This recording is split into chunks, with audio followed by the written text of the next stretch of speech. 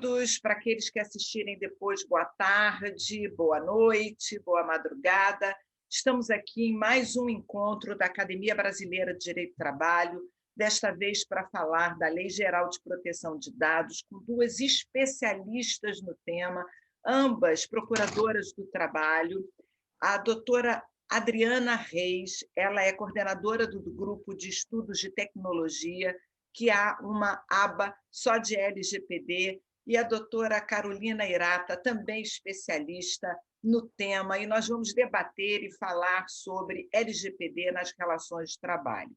É bom lembrar que a Lei 13.709, ela é do dia 14/8 de 2018. Apesar de ser de agosto de 2018, ela só entrou em vigor agora, dia 18 de setembro de 2020, quase 2 anos, mais de 2 anos depois.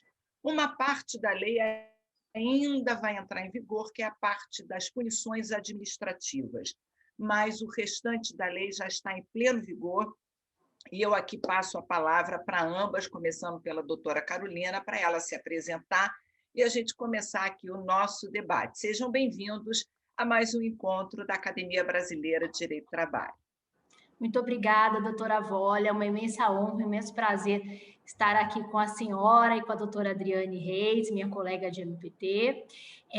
Bom dia, boa tarde, boa noite a todas e todos que nos assistem e que nos assistirão. Como a doutora Volha bem colocou, como a professora Volha, a nossa rainha do direito do trabalho, bem pontuou, né? A Lei Geral de Proteção de Dados, de fato, é uma norma aí, que ficou em bastante tempo aguardando a vigência, mas, de fato, atualmente, a maior parte, a grande maioria dos seus preceitos aí já estão em vigor e, dada a notória transversalidade da matéria, impacta diretamente nas relações de trabalho. E não só na atividade finalística do Ministério Público do Trabalho, como também na atividade administrativa. Então, certamente, para nós, do Ministério Público do Trabalho, está sendo uma realidade totalmente nova, um desafio, né, sobre o qual a instituição vem se debruçando no estudo e nos desafios aí que serão certamente encontrados pela frente. Doutora Adriane? Bem, bom dia a todos e a todas e a todes, boa tarde, boa noite. É um prazer estar aqui discutindo esse tema com a doutora Volha, com a doutora Carolina. Realmente, nós estamos com uma mudança substancial dentro da nossa sociedade. Hoje se fala na sociedade de informação, onde a coleta de dados é um instrumento muito importante, né? Os dados, hoje em dia, se diz que é o nosso petróleo atual, ou seja, ele se transformou numa commodity muito importante. E esses dados, ocorre a coleta e o tratamento deles dentro das relações de trabalho. Então, o Ministério Público do Trabalho, ele tem um grupo de estudos, que é o Grupo de Estudos de Diversidade e Tecnologia, que pretende analisar justamente o impacto dessa coleta de dados, desse tratamento de dados, com vistas à proteção à intimidade do trabalhador, à proteção contra a discriminação no trabalho e proteção à liberdade informativa, de autodeterminação informativa dos trabalhadores dentro da vigência de um contrato de trabalho.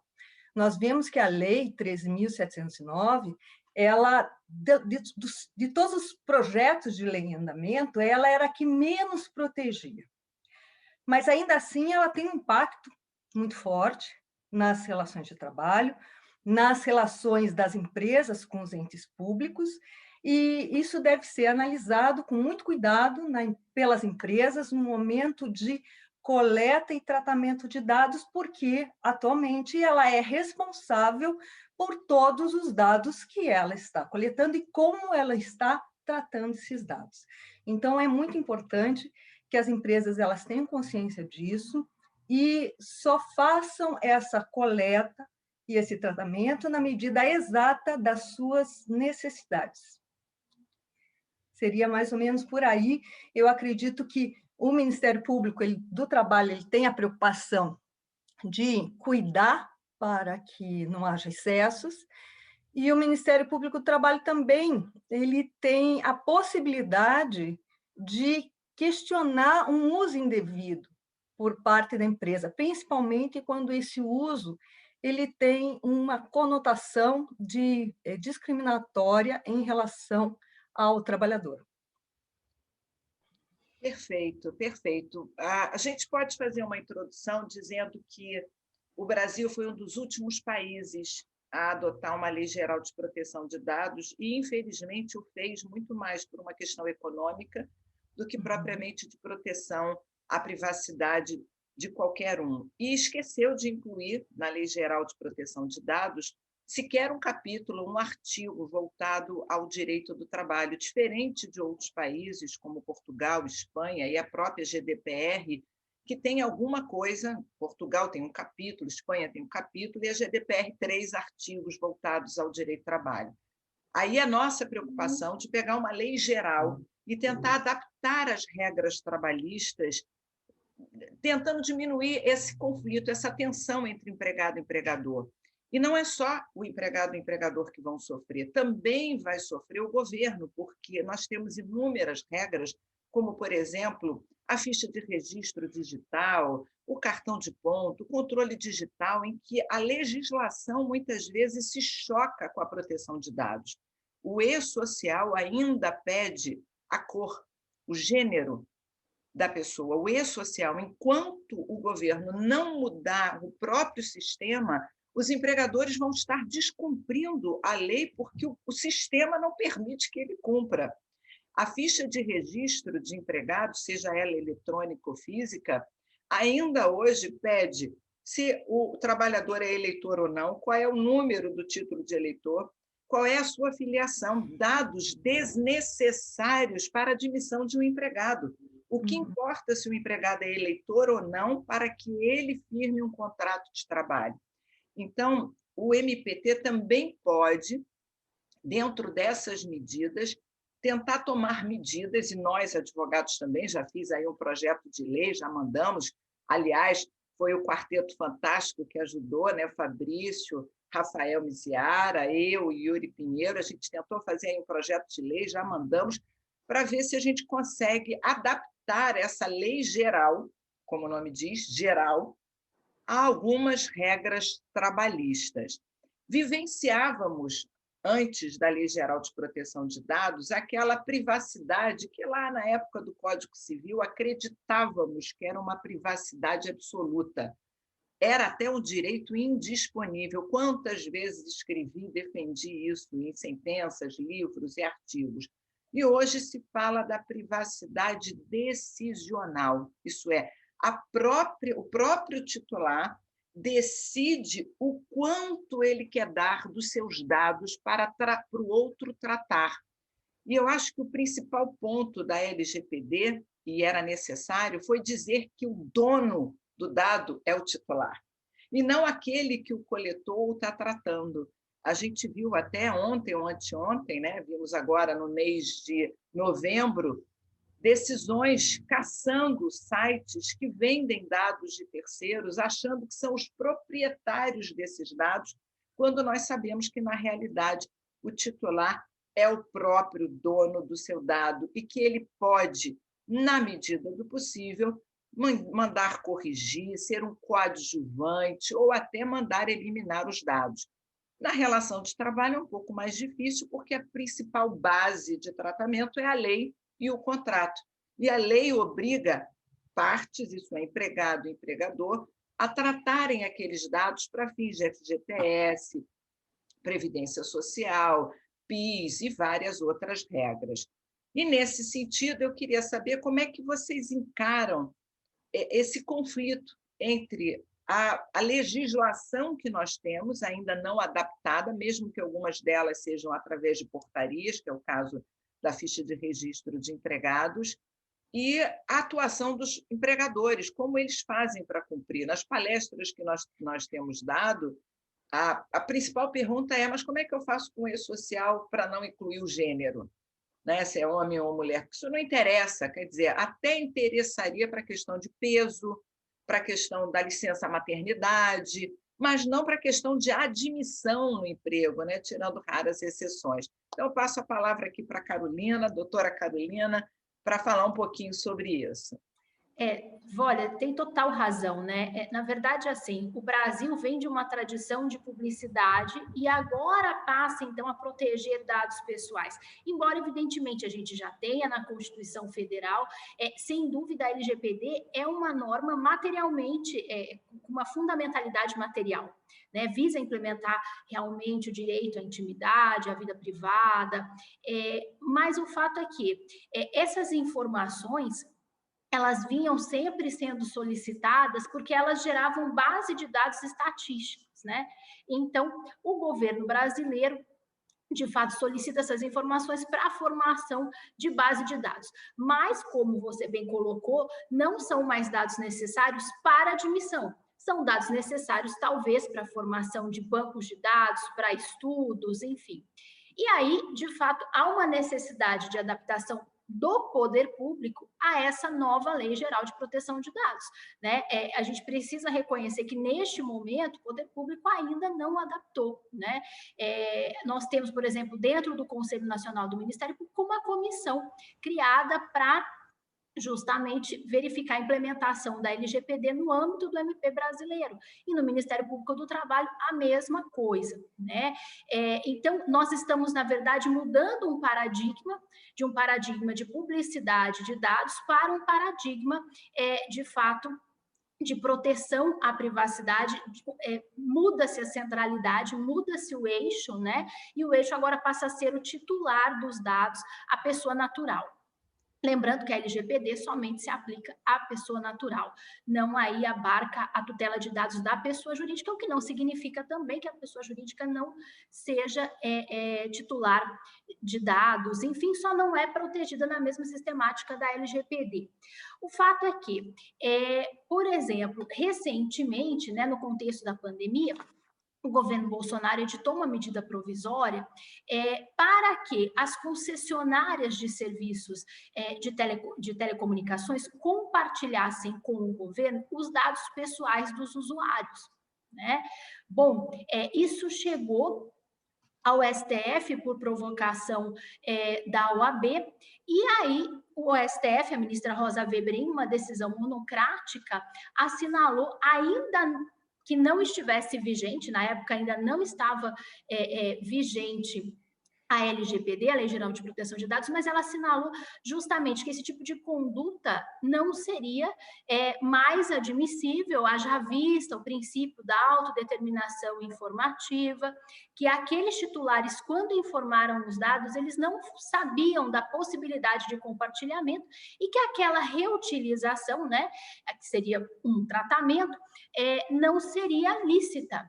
Então, o STF me parece que já começa a dar novos contornos, o que gerará uma necessidade de adaptação, sem dúvida, dos sistemas informatizados do poder público, né? Me parece que neste momento em que a gente ainda vive, sobretudo o governo federal, acredito que esperava uma postergação da vigência da LGPD, neste momento eu não vejo muito como o empregador consiga, por exemplo, preencher as informações necessárias, né, no cadastro para admissão e deixar de informar determinados campos que são considerados campos obrigatórios, sem judicializar essa questão, porque a única alternativa que me parece seria a judicialização, né? Não vejo, claro, possibilidade de direito de petição perante o poder público, mas eu acredito que a medida seria um mandado de segurança. Atualmente, a gente, de fato, os sistemas informatizados e social continuam a exigir. Eu acho que é um caminho longo aí de atuação que se projeta para o Ministério Público do Trabalho, inclusive. Eu estou me lembrando, você comentando a questão da invasão de dados, que o E-Social, há pouco tempo, exigia a CID. Não sei se vocês lembram disso. E a CID, que é o Código de Identificação da Doença, na jurisprudência, não há uma lei específica, mas na jurisprudência, o entendimento é de que isso é uma ética entre o paciente e o médico, que não era obrigatória a inclusão. quantas ações civis públicas, quantas condenações fizemos por dano moral, e mesmo assim, quando o E-Social entrou primeiro para o doméstico, depois generalizou, só conseguia afastar o trabalhador para o auxílio-doença, seja ele doença simples ou doença acidentária, com a CID. Hoje já reformularam e para o auxílio-doença comum não há mais necessidade da CID, mas ainda se exige a CID para o acidente de trabalho, isso é para percepção. Isso foi evoluído através de ações judiciais. Então, doutora Carolina, concordo inteiramente. Infelizmente, às vezes o governo só muda, mesmo que seja na parte burocrática do Ministério, né, hoje da Economia, antigo Ministério do Trabalho, através dessa força judicial da gente tentar fazer uma adaptação. A invasão à privacidade, a CID, é extrema. O trabalhador não precisaria dizer o tipo de doença que tem, e mesmo assim as empresas não conseguiam afastar esse trabalhador. Conseguimos superar essa primeira versão. Quem sabe a gente consegue tantas outras que o E-Social ainda exige, a ficha de registro de empregados. Quer fazer algum comentário, doutora Adriana? Pois não, eu quero sim. O que a gente tem que pensar é o seguinte, é a situação peculiar da relação de trabalho, onde você tem uma assimetria entre trabalhadores e empregadores, né? E porque a Lei Geral de Proteção de Dados, ela se assenta com muita força no consentimento. Mas esse consentimento, ele é mitigado dentro de uma relação de trabalho. O trabalhador não tem esse consentimento tão livre assim. Além do que, a gente tem que pensar que existe uma série de normas que regulam a relação de trabalho e são obrigatórias para o empregador. Então, o empregador ele não tem possibilidade, por exemplo, de deixar de perguntar se o trabalhador tem filhos ou não tem filhos, ou deixar de perguntar do estado gravídico de uma trabalhadora dentro da relação de trabalho, já para reconhecimento dos seus direitos. E isso tudo, então, a gente tem que perceber que na vigência de um contrato de trabalho incidem uma série de normas regulando questões de segurança e medicina do trabalho, normas regulando direitos associados a determinadas situações e condições físicas da pessoa. Por exemplo, a cota da pessoa com deficiência. Então, você tem a necessidade de perguntar. Então, dentro do contrato de trabalho, você tem essa obrigação legal que permite o acesso do empregador a uma série de dados pessoais dos trabalhadores, que, em alguns casos, são dados sensíveis.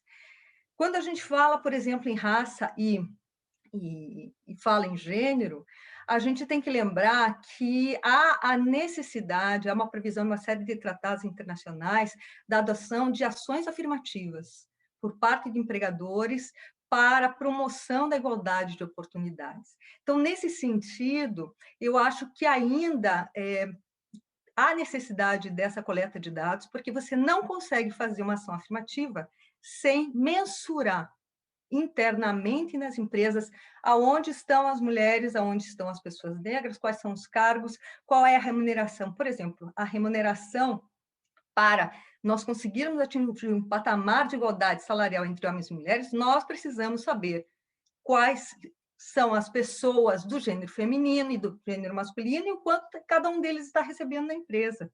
Então, há ainda alguns dados que são sensíveis, que vão ser coletados. O que não pode acontecer é esse dado sensível ser utilizado contra o titular do próprio dado. Então, ele só se justifica, essa coleta, quando é uma ação que gera um benefício para aquele titular. Nós temos, então, por exemplo, a previsão de ações afirmativas para mulheres dentro da própria CLT, o artigo 373-A, parágrafo único, prevê isso. Nós temos a previsão de ações afirmativas para a população negra dentro do Estatuto da Igualdade Racial. Nós temos a cota legal da pessoa com deficiência dentro da Lei 8.203. Mas não temos, por exemplo, ações afirmativas para pessoas trans, o que não impede as empresas de adotarem esse tipo de medida, e hoje várias delas têm adotado. Então, nesse caso, entendo que não é possível uma coleta imediata desses dados pelo empregador, ele precisaria de um consentimento expresso da pessoa para fazer coleta, e desde que vinculado a uma ação afirmativa. O que não é possível é um dado dessa natureza ser utilizado para discriminar, como bem lembrado, né, a questão do CID, do adoecimento, você não pode utilizar isso em detrimento do trabalhador, mas é importante, por exemplo, a empresa ela tem que, dentro do seu setor de segurança e medicina, ela tem que reunir esses dados de maneira anônima, desvinculando do titular, mas pelo menos para conseguir construir uma análise epidemiológica da situação interna das questões de segurança e medicina do trabalho. Então, há essa peculiaridade no contrato de trabalho que a gente tem que sempre analisar. Para que serve a coleta desses dados? Qual é a finalidade? E essa finalidade ela não pode ser extrapolada, como bem lembrado aqui. Você coleta um dado com uma finalidade no primeiro momento, ainda que seja num banco de dados público, e depois você altera a finalidade desse dado. A gente tem que sempre ter muito claro que da titularidade do dado e aquela pessoa que controla, que trata os dados, qual é a finalidade desse tratamento. Perfeito. Eu tenho defendido e incluí no projeto de lei a questão do consentimento, que já é adotado lá na Europa, inclusive em alguns grupos de trabalho, baseado na própria GDPR, e em alguns outros países, e mais ou menos nesse sentido, de que o consentimento para aqueles dados que não têm base legal ou contratual, que ele, em princípio, ele é viciado exatamente nessa constância da relação de emprego, salvo quando em benefício do trabalhador, foi bom falar, vou incluir da sociedade, porque entram as ações afirmativas, porque nem sempre é bom para aquele trabalhador, mas é bom na contagem da ação afirmativa, na inclusão, vou até fazer esse adendo, e incluir também para o hipersuficiente, porque, estranhamente, a CLT achou que aquele trabalhador que recebe mais que 2 vezes o teto da Previdência e é portador de diploma de curso superior, que ele pode renunciar a alguns direitos, está lá. Não concordo, mas está lá no 444, parágrafo único. Ora, se ele pode renunciar a direitos trabalhistas, que não aqueles constitucionais, porque ele teria presunção de coação no consentimento de alguns dados. Então, em princípio, esses seriam relativizados essa manifestação de vontade. Uma outra pergunta que me fazem muito e que eu também tenho lá minhas posições, né? Não sei se vocês vão concordar, é que a Lei Geral de Proteção de Dados incluiu como dado sensível a filiação a sindicato. Uhum. E me parece, assim, num olhar, claro, preliminar, a gente vai debater sobre isso, que essa visão de filiação a sindicato é uma visão fora do direito do trabalho, isso é para o consumidor, para qual a necessidade num contrato civil ou num contrato de consumo perguntar se aquele consumidor é ou não filiado. Mas na relação de trabalho, desde que a contribuição sindical deixou de ser compulsória e ela passa a ser facultativa apenas para os associados, como o empregador vai fazer o desconto se não sabe se aquele trabalhador é ou não é associado a determinado sindicato? Eu já pensei, não, mas aí está previsto na norma coletiva. Sim, mas a norma coletiva, quando cria uma contribuição sindical, ela só se aplica aos associados. Aí você vai dizer, não, mas aí o sindicato fornece a lista para o patrão. Mas e se fornecer de não associados ou daquele que se desassociou? O que seria primeiro, a invasão ao salário no desconto ou a pergunta? Isto dependeria de consentimento ou seria uma pergunta, uma exceção?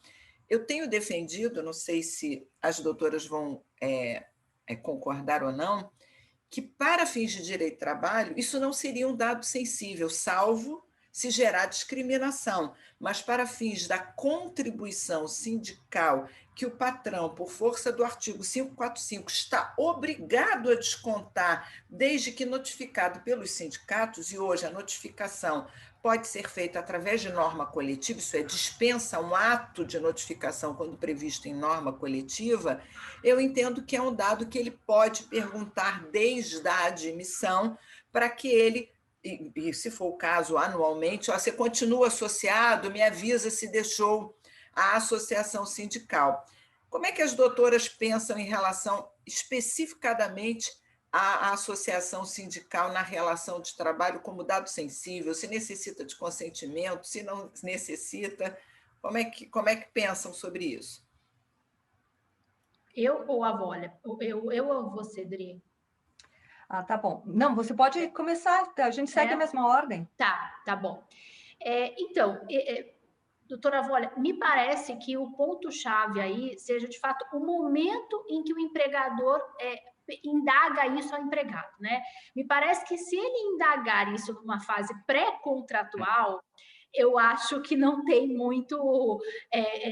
tem um viés, de fato, aí, alguma coisa não cheira bem e pode ser tido como uma conduta discriminatória, né? Agora, me parece que para fins de desconto e considerando, né, a posição atual do STF, de que, de fato, depende de uma voluntariedade para existir o desconto de contribuições sindicais, me parece que sim, né, que o empregador terá que perguntar para fins de desconto.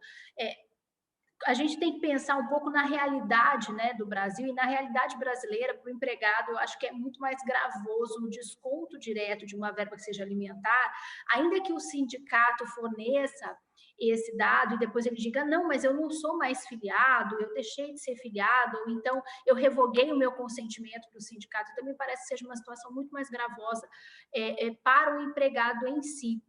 De modo que eu acredito que no curso da relação de trabalho, e para fins, né, para o fim específico, e essa finalidade tem que ser informada ao trabalhador, é bom a gente deixar claro que me parece que um dos pilares aí é justamente a necessidade de transparência, de informação quanto ao uso. Então, desde que isso seja informado, olha, a finalidade é essa, é para verificar a questão do desconto ou não de uma contribuição sindical. Me parece que seja assim possível indagar isso ao trabalhador, não seja considerado um dado sensível no curso aí da relação de emprego e especificamente para esse fim. Me parece que seja isso. Eu concordo com a doutora Carolina, não é possível fazer esse tipo de pergunta na fase pré-contratual. A gente volta a dizer, tem que pensar na finalidade. Se há um risco de essa finalidade ser discriminatória, é melhor que o empregador não pergunte, porque ele pode ser penalizado pela lei 9.029, né? E ser penalizado por uma discriminação, até mesmo, em alguns casos, ser considerado criminosa essa conduta. Mas o que eu acho interessante pensar e eu acho que o melhor seria o empregador pedir diretamente o consentimento do trabalhador, né, essa informação diretamente no curso do contrato, se ele é afiliado ou não, dizendo que é para fins do recolhimento da contribuição sindical, da mensalidade ao sindicato especificamente. E eu estou lembrando de um caso que aconteceu na Espanha, que foi muito interessante nessa decisão, que eu já não me lembro qual foi o período. A empresa tinha informação de todos os trabalhadores que eram filiados ao sindicato, efetivamente, para desconto das contribuições sindicais. E teve uma situação de greve na empresa. E eles foram autorizados a descontar os dias de paralisação. E eles não tinham esse controle, não tiveram o controle exatamente de todas as pessoas, e eles resolveram utilizar a lista das pessoas que eram filiadas ao sindicato, pressupondo que, por serem filiadas, elas teriam participado desse movimento paredista. E a jurisprudência lá anulou essa decisão da empresa. Você não pode, se você tem a coleta dos dados para efeito da contribuição, você não pode utilizar para nenhuma outra finalidade. Então, a gente tem que lembrar disso, principalmente em relação a dados sensíveis, porque os dados sensíveis têm esse risco de criar uma situação de discriminação. Por isso que tem que ter um cuidado ainda maior. Perfeito, concordo inteiramente. Outra questão que vem sendo trazida muito à baila é o compartilhamento, né? Compartilhar também é uma das formas de tratar dados, está lá na LGPD. E nós temos as empresas que terceirizam. Haveria necessidade do consentimento do trabalhador, do compartilhamento dos seus dados com o tomador, ou não há necessidade de consentimento, porque isso decorre do contrato entre as empresas? Essa é uma discussão enorme, né? Há aí várias posições. A mesma questão seria em relação ao grupo econômico. Isso é, uma pessoa jurídica do grupo contrata aquele empregado, mas ele presta serviços a várias outras empresas do grupo. Haveria necessidade do consentimento do trabalhador para esse compartilhamento? O que as doutoras acham? Doutora Volha, realmente é muito polêmico, né? Mas aí a gente vai para aquela divisão de dados sensíveis e dados não sensíveis, mas o que é que me parece aqui? Me parece, sobretudo, que se a base legal não for o consentimento, ainda assim precisa ser informado. Então, esse uso, né, é o princípio da transparência. Então, esse uso compartilhado, essa partição de dados, olha, eu vou informar para a empresa tomadora, ou então eu vou informar para outra componente do grupo econômico. O titular de dados precisa saber disso, né? A gente enfrenta isso também no poder público. Porque a gente, né, no Ministério Público do Trabalho, acessa diversos bancos de dados públicos. Então, a gente automaticamente se torna controlador de dados e a gente está, hoje ainda, continua realizando esse uso compartilhado. Agora, a questão é, esse uso compartilhado foi informado ao titular dos dados? Quando ele forneceu esses dados, a base legal para o uso compartilhado, me parece que exista para o poder público, porque é no desempenho da sua finalidade institucional, e me parece também que exista, no caso de uma empresa, uma terceirização, né, entre prestador e tomadora, que seria um contrato entre as empresas, mas me parece que esse compartilhamento, ele não foi informado, ou, né, posso crer que nesse momento ainda não tenha sido informado, ao titular de dados. Ele tem que ter ciência desse tratamento. E a empresa tomadora, ao receber esses dados, também deve informar que uso fará desses dados. E mais, qual seria a base? É necessário esse compartilhamento? Então, a gente tem que avaliar, primeiro, esse compartilhamento de dados, ele é necessário? Então, a empresa prestadora terá que compartilhar com a tomadora os dados que sejam necessários, estritamente, para a tomadora, para a utilização da tomadora. E mais, informar esse compartilhamento aí ao titular de dados. Me parece que seja essa linha. Eu concordo inteiramente com a doutora Carolina, eu acredito que seja por aí, e nós temos que pensar que as empresas prestadoras de serviço, elas têm por finalidade justamente prestar o serviço em outro, né? Conduzir os seus trabalhadores para prestar serviço na sede de outra empresa. Então, há necessidade, claro, de compartilhamento de dados, mas há necessidade de informação do titular, justamente para que ele possa exercer a sua liberdade de autodeterminação informativa, exercer esse controle. Se hoje nós não podemos ficar falando na privacidade como aquela possibilidade de estar isolado no mundo, que é uma realidade já muito distante, pelo menos nós temos que ter a possibilidade da pessoa conhecer e controlar as informações.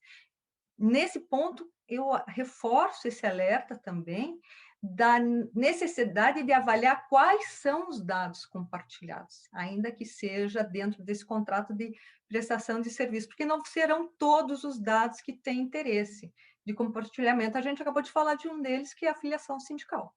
Não tem nenhum sentido fazer o compartilhamento com a empresa tomadora de serviço, mas eu posso pensar, eventualmente, na situação de da deficiência do trabalhador contratado, se a empresa tomadora decidiu, por exemplo, manter um determinado percentual de pessoas com deficiência nesses contratos. se o contrato ele prevê, então nada mais lógico e justo que você também informe essa condição para a empresa tomadora. Então, é sempre pensando na finalidade da coleta desses dados.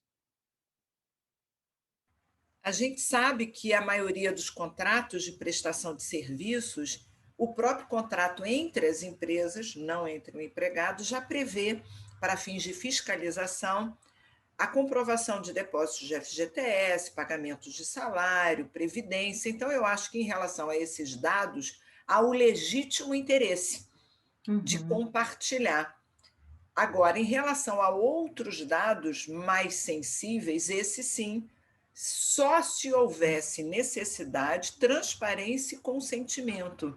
E aí eu só excluiria, dependendo do caso, a questão da medicina e segurança do trabalho, quando o terceirizado trabalha dentro do estabelecimento do tomador e há uma necessidade de proteção maior daquele trabalhador naquele ambiente de trabalho. Então, excepcionalmente, esse dado sensível, o dado sensível não tem o legítimo interesse, por isso precisaria de uma outra base legal, então deveria ter o consentimento dele. Olha, você tem essa deficiência, você vai trabalhar no tomador, por exemplo, que é um porto. O porto é um local insalubre e perigoso, você tem uma deficiência tal, e para você se adaptar a esse tipo de trabalho nesse local, a gente tem que compartilhar esses dados para que o tomador possa tomar as medidas necessárias para te receber. Então, excepcionalmente, eu acho que precisa do consentimento do trabalhador no compartilhamento, pelo menos na terceirização. A regra é o legítimo interesse, porque eu não vejo, diferente do colega Rafael Miziara, que acha que o contrato entre as empresas é uma das bases. Eu acho que quando a lei fala do compartilhamento, seja de dados pessoais e dados pessoais sensíveis, fala no contrato, eu acho que é o contrato entre o titular e aquele que trata, e não entre as empresas que compartilham. Senão, amanhã ou depois, o meu empregador faz um contrato aí de venda dos meus dados e diz, não, mas eu fiz um contrato, eu tenho base contratual. Então, eu acho que quando a lei fala contrato, é o contrato efetuado entre, no nosso caso, o trabalhador, que é o titular do dado, e o controlador, que é o seu empregador. Então, ele só poderia compartilhar pelo legítimo interesse, já que não há na lei uma clara expressão na 6.019 de que eles vão compartilhar dados, não há, isso é uma prática apenas de fiscalização decorrente de vários entendimentos, né, da responsabilidade subsidiária, e, obviamente, iria pelo legítimo interesse. O problema do legítimo interesse é que ele não afeta os dados sensíveis, então a gente precisa analisar a questão do benefício ou não, aquilo que foi dito há pouco tempo. Pelo menos na minha visão, se eu tivesse que julgar a nulidade ou não de um consentimento ou a aplicação de uma penalidade pela falta do consentimento em um compartilhamento de dados, eu analisaria se a finalidade foi para beneficiar o titular do dado. Então, se a finalidade foi, mesmo que não tenha havido consentimento, mesmo que tenha havido uma infração administrativa, mesmo que ele venha pagar uma multa, seria válido aquele compartilhamento se foi para proteger aquele trabalhador com aquele dado que foi compartilhado. Mas isso é uma regra excepcional, a gente vai ver aí muitas controvérsias, eu acho que o Ministério Público vai ficar sobrecarregado de tantas denúncias, né? Apesar de haver, queria até trazer esse assunto já agora à tona, há uma controvérsia também se, quando a autoridade, que alguns chamam de agência nacional, ou autoridade nacional, já tiver constituída, se ela vai esvaziar os poderes do Ministério Público, já que, teoricamente, só a autoridade poderia atuar em algumas esferas. O que você acha, doutora Carolina? Bom, doutora Volha, primeiro acho que eu sou suspeita, porque a gente é parte, né? A gente não veste a camisa da instituição, mas me parece que não, né? Porque a gente faria um paralelo com o que seria, com o que foi, né, o extinto Ministério do Trabalho e Emprego, e agora a Secretaria Especial do Trabalho. Então, na verdade, o Ministério Público faria, de fato, a tutela coletiva, né? Tutela coletiva, direitos individuais indisponíveis, e quando eu falo em tutela coletiva, eu falo difusos, coletivos, individuais homogêneos, e direitos individuais indisponíveis, como, por exemplo, o aspecto de reparação civil. Então, pretensões inibitórias e pretensões reparatórias individuais e também dano moral coletivo, inclusive a própria LGPD prevê expressamente a possibilidade de sanção por dano moral coletivo. Me parece que isso ficaria a cargo aí do Ministério Público, e em se tratando de relação de trabalho, do Ministério Público do Trabalho. Me parece que a gente não teria aí uma sobreposição de atuação, embora eu sempre diga o seguinte: quando a gente pensa em tutela coletiva, a gente sempre pensa em processo judicial e especialmente em ação civil pública. Mas a gente precisa lembrar que a tutela coletiva ela é mais ampla, né? Ela é prestada também em âmbito administrativo e também em âmbito penal. Nós temos tipos penais que tutelam bens difusos, como, por exemplo, os crimes ambientais. E nós temos também atuações administrativas, né, expressivas do enforcement do Estado, que também fazem a tutela coletiva, né? E eu lembro sempre o exemplo da esfera trabalhista, que é o não recolhimento do FGTS. Se você tem uma empresa que não paga o FGTS, o auditor fiscal do trabalho vai até a empresa e notifica a empresa para recolher, e a empresa recolhe, e aquela empresa tem 500 empregados, sem dúvida, houve aí a prestação de uma tutela coletiva. Né?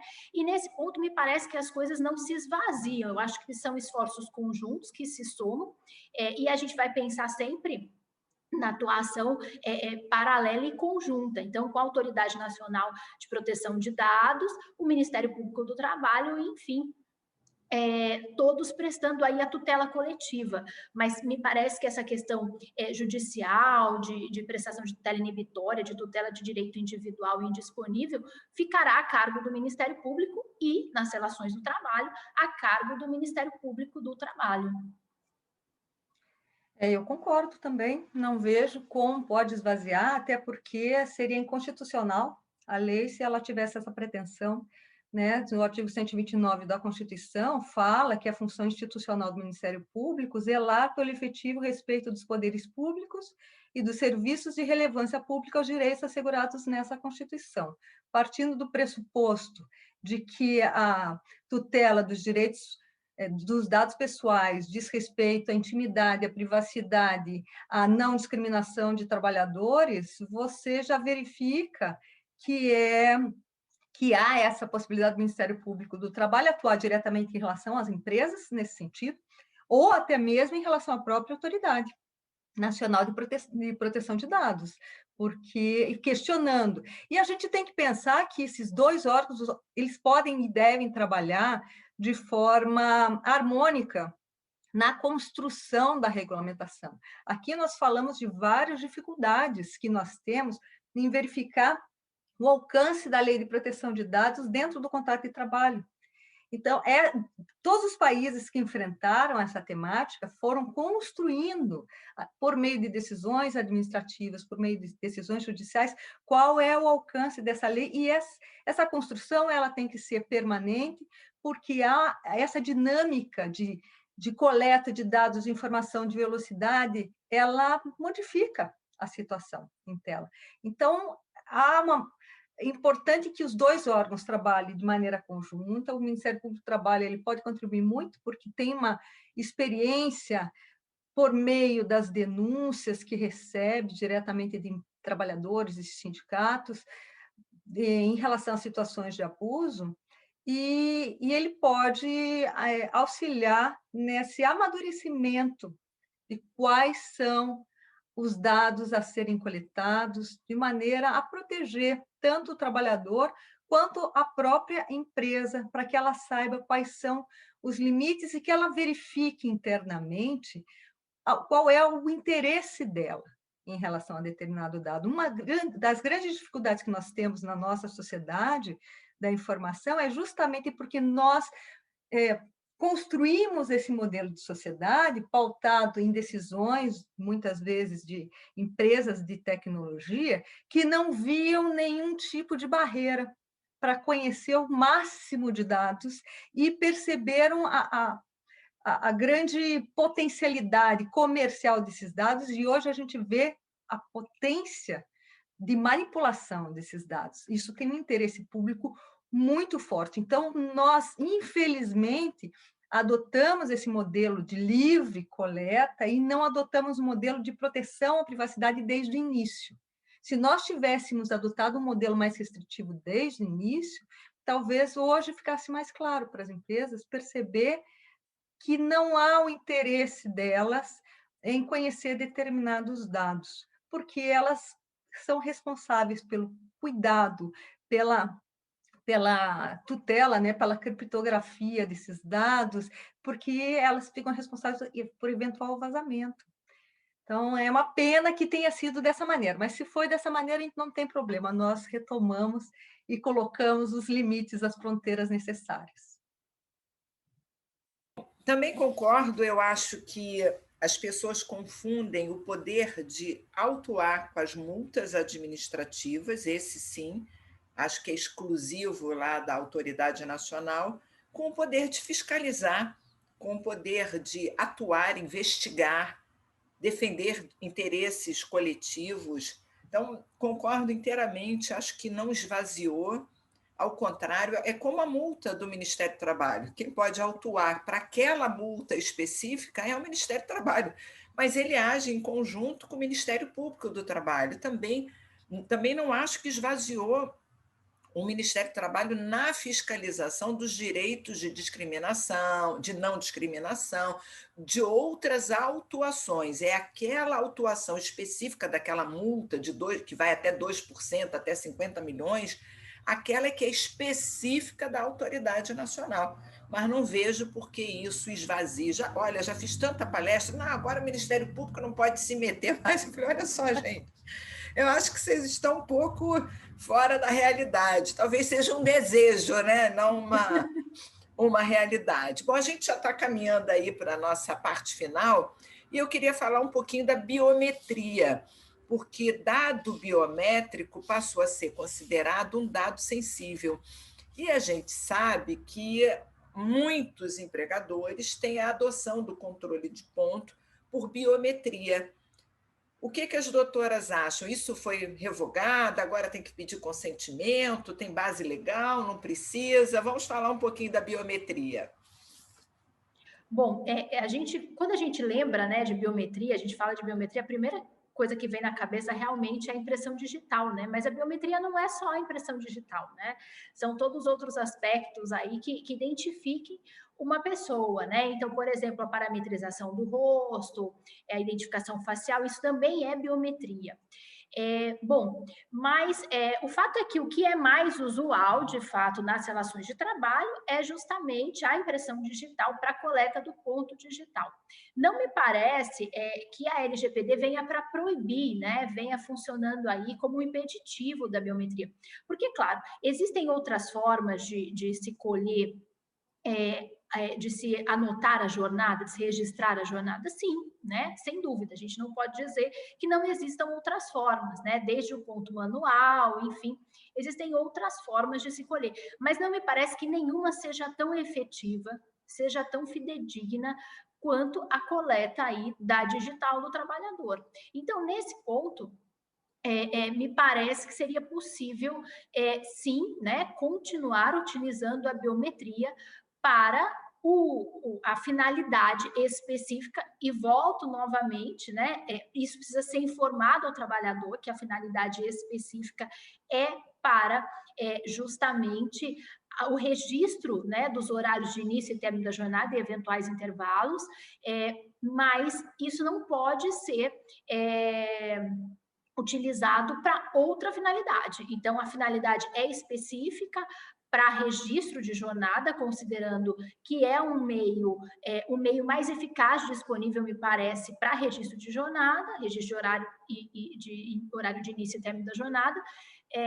Então, pode ser feito, mas essa coleta deve ser feita única e exclusivamente para aquela finalidade e devidamente informada ao titular de dados. Eu acho muito interessante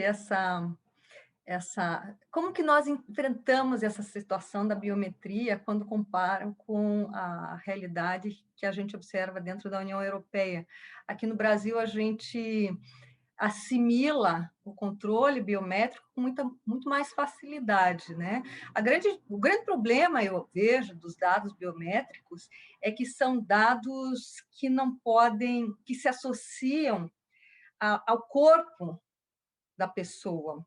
E eles, por terem essa característica, eles se tornam únicos e eles não podem ser substituídos de outra maneira. Então, se nós tivermos uma situação de duplicar esse dado, pode ter um prejuízo muito grande para a pessoa do titular.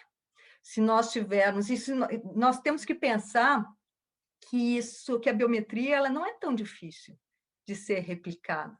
Nós tivemos casos aqui no Brasil de trabalhadores, eu me lembro de um caso específico de médicas que eles utilizaram a digital por meio que foi impressa num tipo de uma máscara da digital dos trabalhadores para registrar o ponto. Então, não é tão difícil isso, mas tem esse risco mais acentuado, porque é única em relação àquela pessoa. Por isso que, dentro da União Europeia, eles vêm com muita ressalva, qualquer controle biométrico, mas a gente segue o modelo americano, onde você percebe a possibilidade desse controle biométrico e dado de biométrico nos equipamentos informáticos, né? Você tem isso no telefone celular, você pode ter isso dentro do teu computador, e a gente assimila isso com muita naturalidade. Mas eu acho, particularmente, que controle por meio de dado biométrico, ele deveria ser evitado, porque ele tem esse risco mais acentuado.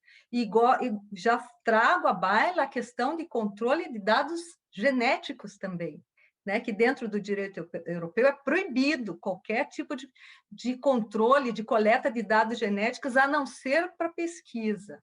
Então, todo e qualquer dado que diga respeito à pessoa, ao corpo, às características físicas do trabalhador, ele tem que ser visto com muito mais atenção, penso eu. Mas eu vejo que no Brasil a gente recebe com muita tranquilidade. Basta pensar naqueles controles que nós vemos nos aeroportos, aqueles scanners corporais, que aqui no Brasil não teve nenhuma discussão. E lá na Europa a discussão era intensa, com o registro da imagem das pessoas. Só o registro dessa imagem já gera toda uma discussão.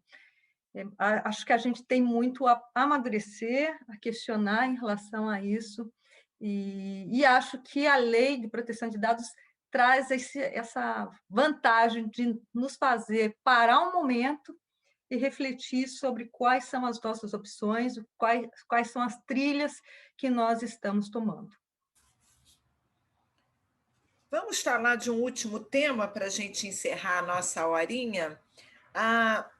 As senhoras percebem algum espaço para negociação coletiva dentro da LGPD, isso é, a convenção coletiva ou o acordo coletivo, eles poderiam tratar de alguma forma, alterar, revogar, flexibilizar, incluir, regulamentar alguma coisa em relação à Lei 13.709? O que a senhora acha, doutora Carolina? Olha, doutora Avólia, o que eu acho disso? Eu acho que a negociação coletiva ela sempre pode elevar as condições de pactuação do trabalho. Então, sem dúvida, ela poderia trazer uma proteção adicional, além daquilo que prevê o LGPD? Me parece que sim, tranquilamente. Agora, a questão até que ponto uma autorização coletiva pode suplantar a autorização individual, o consentimento individual do trabalhador quanto a tratamento de dados?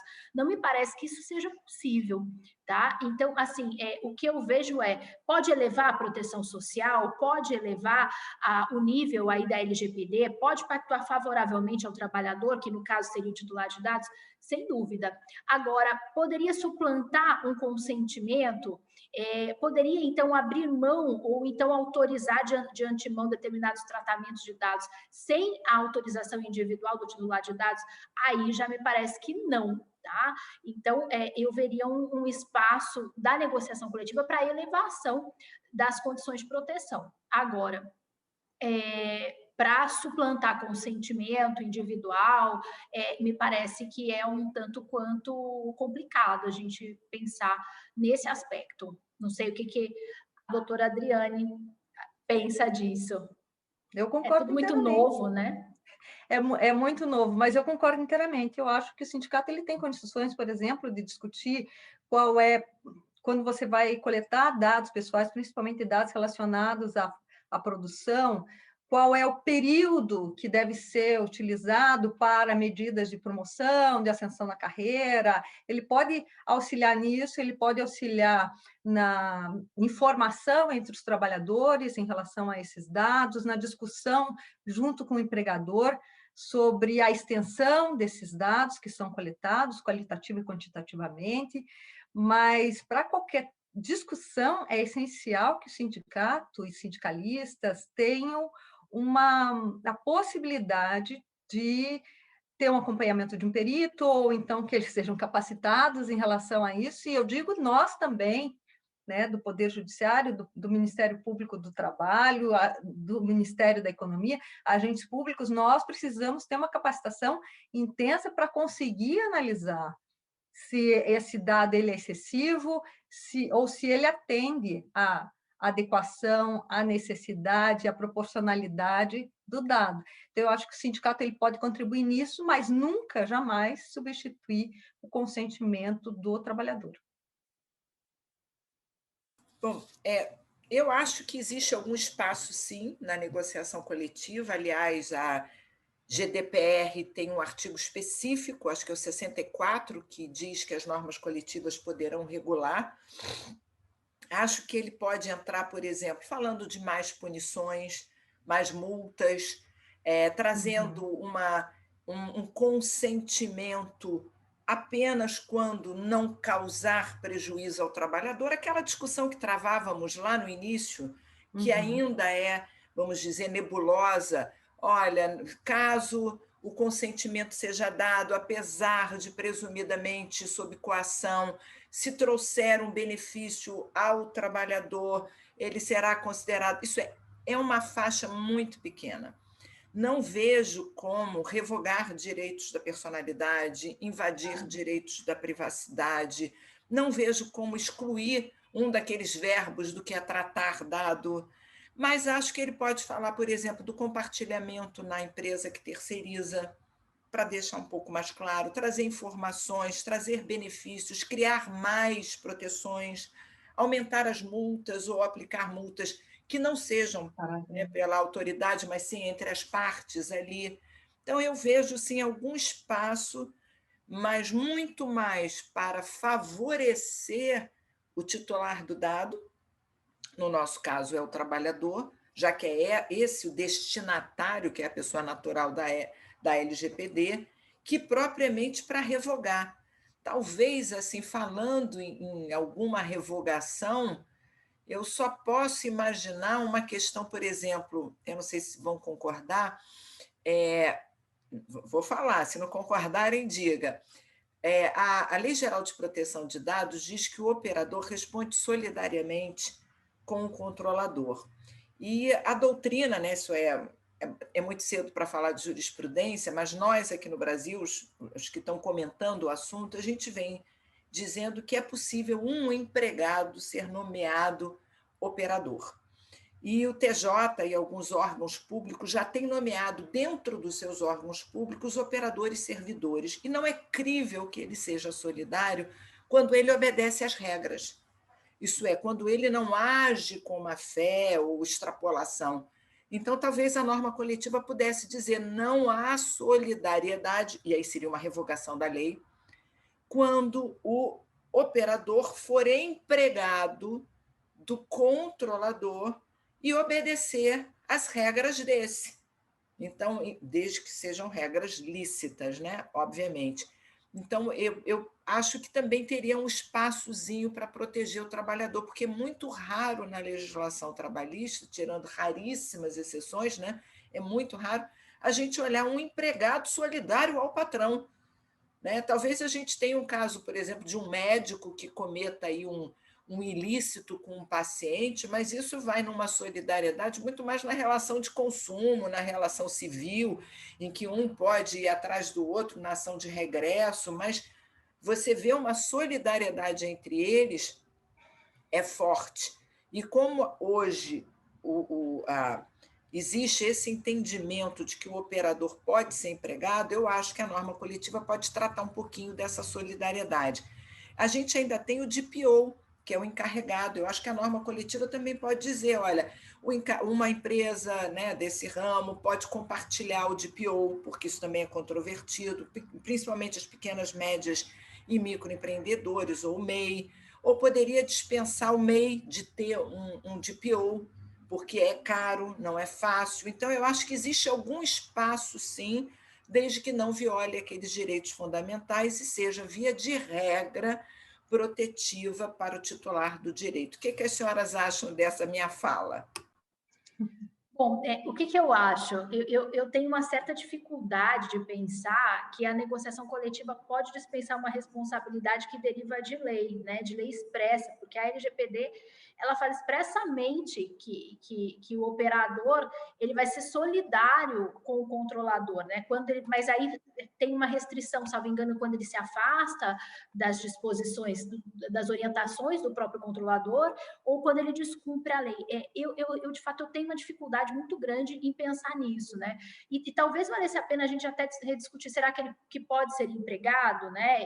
Claro que eu vi também na regulamentação do MP do Rio Grande do Sul, que já regulamentou a questão da LGPD, e também coloca os membros do Ministério Público como operadores, né? E eu, inclusive, até discordo, acho que, inclusive, são controladores, porque representam a instituição na atividade finalística, enfim, é uma coisa que a gente também já está discutindo no âmbito da comissão, mas eu confesso que eu tenho uma certa dificuldade para pensar no afastamento da responsabilidade, não afastamento, mas mitigação, para dizer que não é solidário, por exemplo. Por exemplo, no caso de um assédio moral, né, praticado no trabalho, é o que me vem aqui à mente.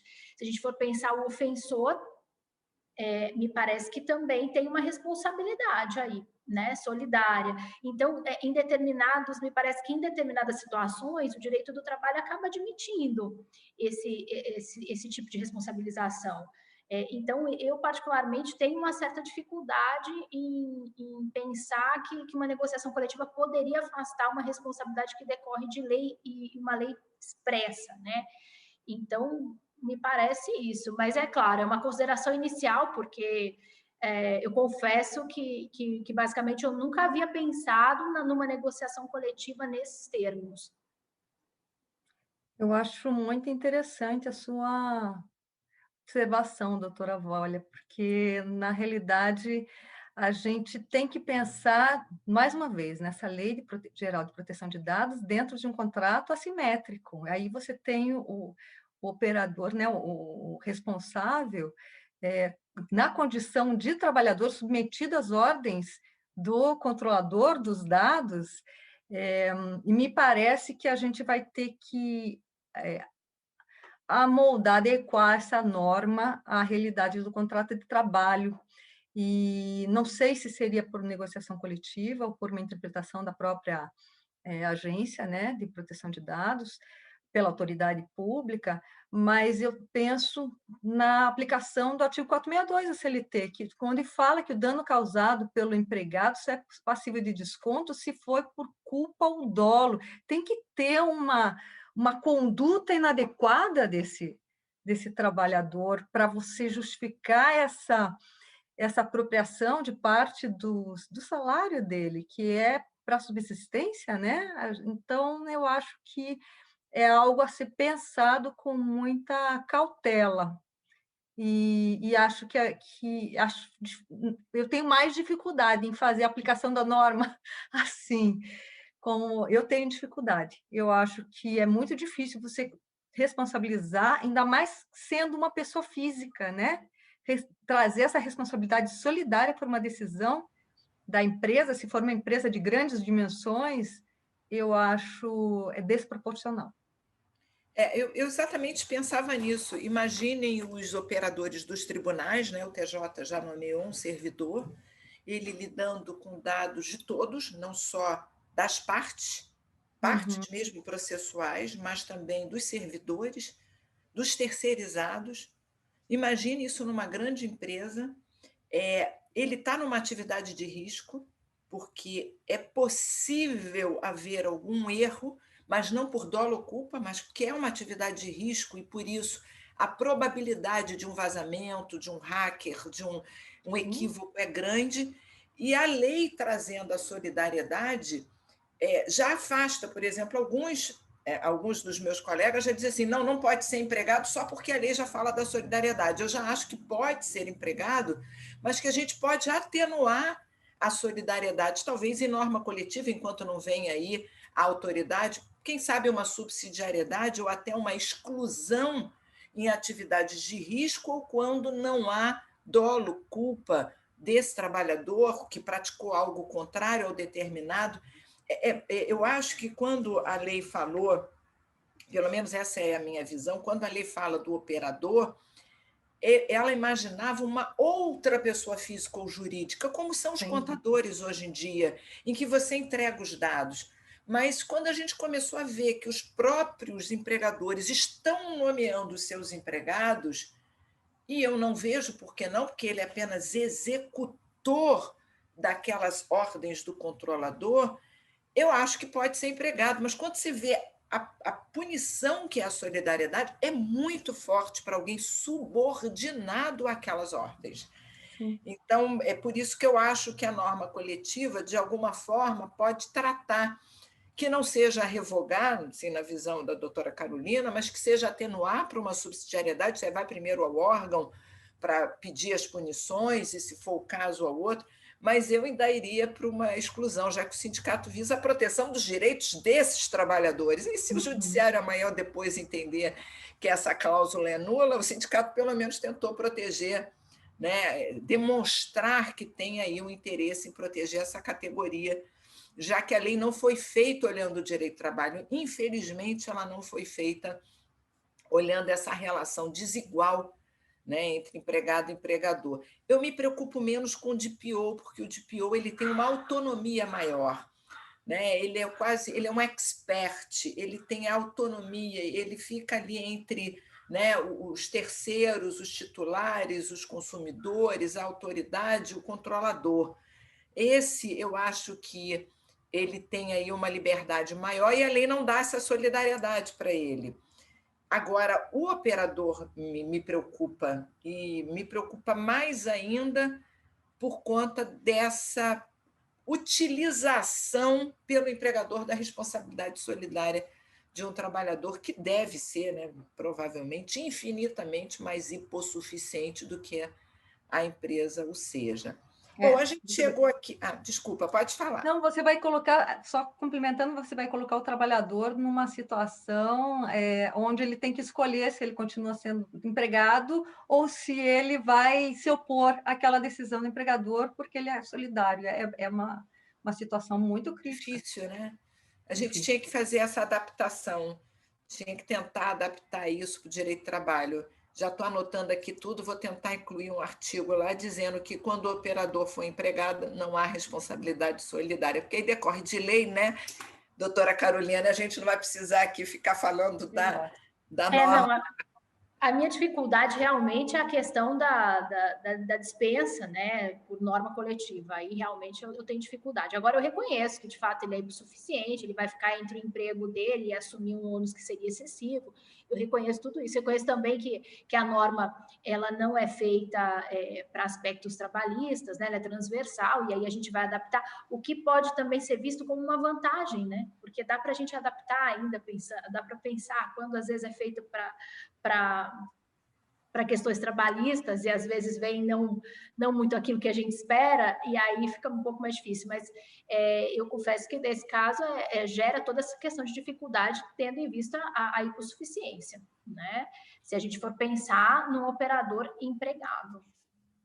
Bom, vamos encerrar, completamos aqui o nosso tempo.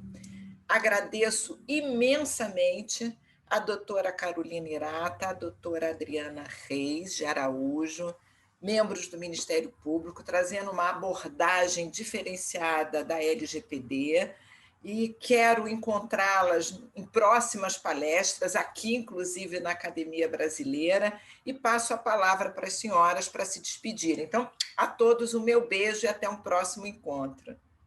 Bom, quero agradecer o convite, doutora Volha, sempre uma simpatia, é um prazer revê-la, né?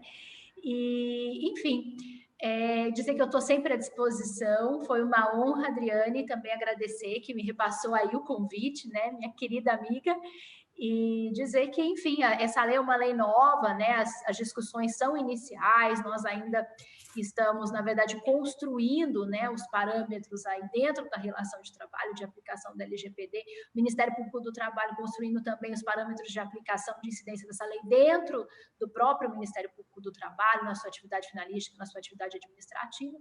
Enfim, então só tenho mesmo a agradecer e desejar aí a todas e a todos uma excelente semana.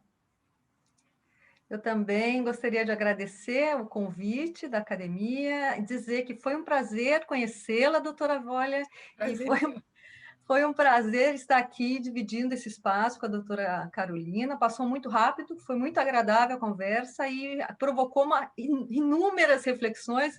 Vou ficar pensando sobre todos esses aspectos da LGPD e como a gente pode adaptar ao contrato de trabalho. Muito obrigada. Até logo! Até a próxima. Tchau, pessoal. Até.